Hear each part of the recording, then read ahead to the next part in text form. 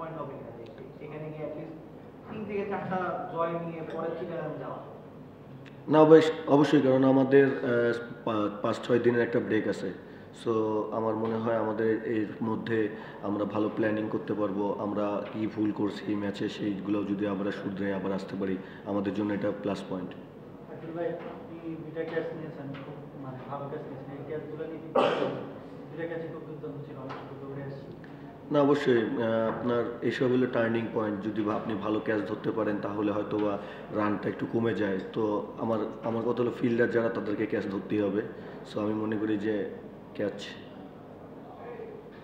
ভাই ব্যাটিং করা কি একটু কঠিন ছিল? দুই দলেই দেখলাম যে একটু ব্যাটে বলে একটু কারেন্ট কম হচ্ছিল। একটু উইকেটটা পরের দিকে একটু স্লো ছিল, বল টার্ন করতেছিল। সো 150-56 রান আসলে চেস করার মতন ছিল, আমরা ফেল করছি। জাকিরের জাকির শুধু খুব স্লো খেলেছে, উনি কি প্ল্যানটা প্রপার করতে পারেনি শেষ পর্যন্ত, আর রাকিবকে না খেলানো? আমাদের প্ল্যানিং ছিল আমরা শেষ পর্যন্ত খেলবো, কারণ আমরা যদি উইকেট হাতে থাকে, আমরা যদি 5-6 ওভারেও যদি একটা 50 রানের টার্গেট থাকে, আমরা ওটা আমাদের যে প্ল্যানিং ছিল ওই প্ল্যানিংয়ে যাচ্ছিলাম। বাট ওই সময়টা বেশি ডট বল হওয়াতে আমরা ওটা প্ল্যানটায় যাইতে পারিনি।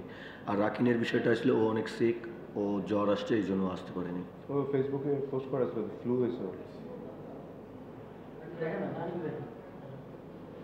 আচ্ছা, প্রতিটা দলেই দেখা যাচ্ছে যে শেষের দিকে বাংলাদেশি কোনো একজন ব্যাটার অনেক বড় ইনিংস খেলছে। কালকে ইয়াসির রাব্বি খেলছে, আজকে অঙ্কন খেলছে, শামীম খেলছে।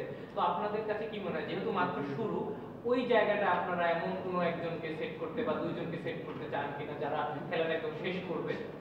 না, আমাদের টিমেও সেরকম আছে, জাকির আছে, আমি আছি, এই ধরনের অনেক ম্যাচ আছে আমরা জিতেছি। সো আমার মনে হয় এক ম্যাচ দেখে আসলে সব কিছু ডিসাইড করা ঠিক না। সময় আছে, আমরা ইনশাল্লাহ কামব্যাক করবো।